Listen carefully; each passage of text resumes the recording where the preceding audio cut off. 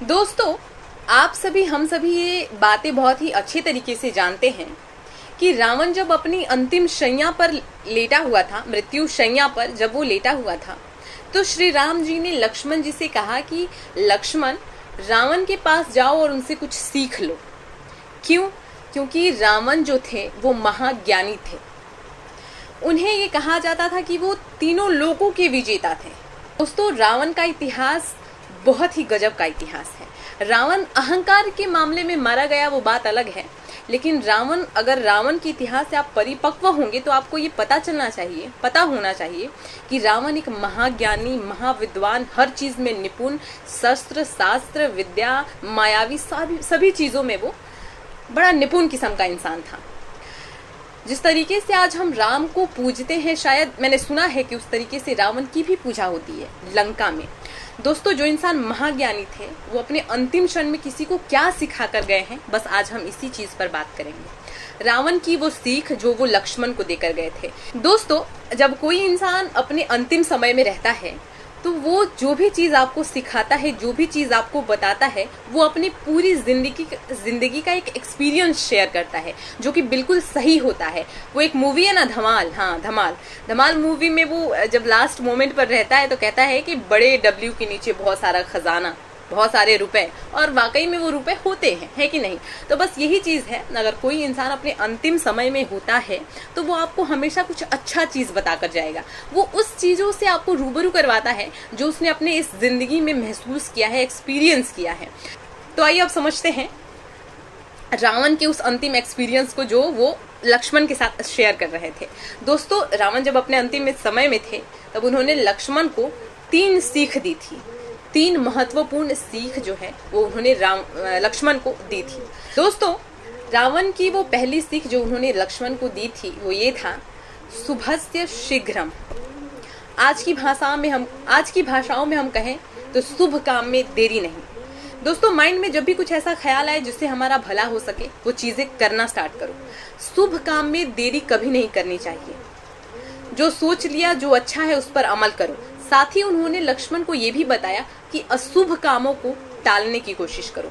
जितना हो सके, जितना बुराई के रास्ते पर आप जा रहे हैं उसे टालना स्टार्ट करो कि अरे अभी नहीं। वो क्या होता है ना कि हम जब कभी भी अच्छे कामों को करते हैं या करने को कहा जाता है तो हम उसे टालते हैं। छोड़ो ना, आज नहीं, कल किया जाएगा। कल आते ही पता चलता है अगले कल किया जाएगा, और करते करते ये शायद ये काम पूरा नहीं हो पाता है।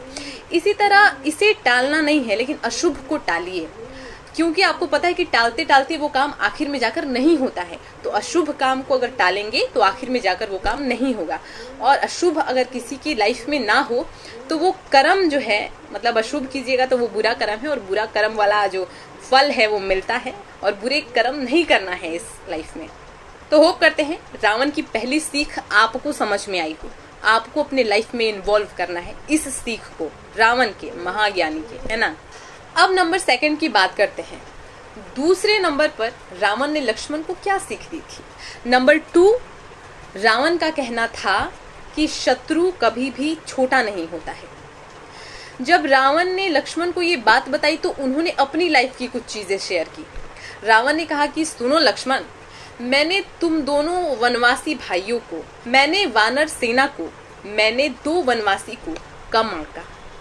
मैंने उन्हें कुछ समझा ही नहीं, कुछ वैल्यू ही नहीं दिया। नतीजा तुम्हारे सामने है कि आज मेरा सब कुछ नष्ट हो गया। कहने का मतलब ये कि आप ठीक हैं, आप सर्वश्रेष्ठ हैं, ज्ञानी हैं। आप अपने आप को चाहे कितना भी विद्वान समझते हो, कितना भी शक्तिशाली समझते हो, बहुत सारी क्वालिटीज आपके अंदर हो, लेकिन कभी भी किसी दूसरे को कम आंक लेना आपकी बर्बादी का पहला रास्ता हो सकती है। और यही हुआ था रावण के साथ, जो कि उन्होंने लक्ष्मण के साथ शेयर किया। तीसरी सीख जो रावण ने लक्ष्मण को दी थी, तीसरी सीख में, मतलब लास्ट मोमेंट, वो मृत्यु शैया पर लेटे हुए थे, उनकी एक वाणी जो लक्ष्मण के कानों तक गई वो ये थी, रहस्य किसी को भी ना बताएं। दोस्तों, हर किसी की लाइफ एक ऐसे रहस्य से भरा हुआ होता है जो वो किसी के साथ शेयर नहीं करना चाहता है, लेकिन कभी कभार वो गलती कर देता है कि किसी अपने को बड़ा अपना समझकर वो कुछ चीजें शेयर कर देता है। लेकिन आपकी जानकारी के लिए बता दें कि किसी करीबी का भी कोई करीबी होता है, जो कि रावण ने इस अपने सीख में बताया है। रावण कहते हैं कि मैंने अपनी मृत्यु का राज अपने सगे भाई को अपना विश्वसनीय पात्र समझकर बताया। मैंने उससे कहा कि विभीषण, मेरी मृत्यु मेरी नाभि में है, मेरा अमृत मेरे नाभि में है। लास्ट मोमेंट आते आते कुछ ऐसा हुआ कि अपना सगा भाई अपना ना रहकर किसी और के फेवर में गया और नतीजा आपके सामने कि आज मैं मृत्यु शैया पर लेटा हूँ। दोस्तों, सीख जो रामायण से मिलती है वो इतनी मजबूत है कि अगर हम इसे अपनी लाइफ में इन्वॉल्व करें तो हम किसी भी तरह खुद को कमजोर नहीं समझ सकते हैं। इतना तो मैं कह सकती हूँ। दोस्तों, जो ये दो महाकाव्य है ना, रामायण और महाभारत, ये हमारी धरोहर है। आपको जानकर हैरानी होगी कि हमारी भारत को छोड़कर अदर ऐसे कंट्री जो कि बहुत डेवलप हैं, वहाँ ये सब्जेक्ट्स के रूप में पढ़ाए जाते हैं और हमारा भारत इस सभी चीज़ों से पता नहीं क्यों पीछे है। तो हम युवाओं का ये कर्तव्य बनता है कि हम अपने महाकाव्यों को एग्जाम्पल्स के थ्रू आगे बढ़ाते रहें, ताकि हमें समझ में आए कि जो चीज़ लोग पढ़कर आगे बढ़ रहे हैं वो हमारे यहाँ हो चुका है। तो दोस्तों, अपने लाइफ में कुछ चीज़ें अमल में लाइए। ये हमारे जो दो महाकाव्य है ना, इन्हें अपनी लाइफ में इन्वॉल्व करने की कोशिश कीजिए, बहुत कुछ सीखने को मिलता है।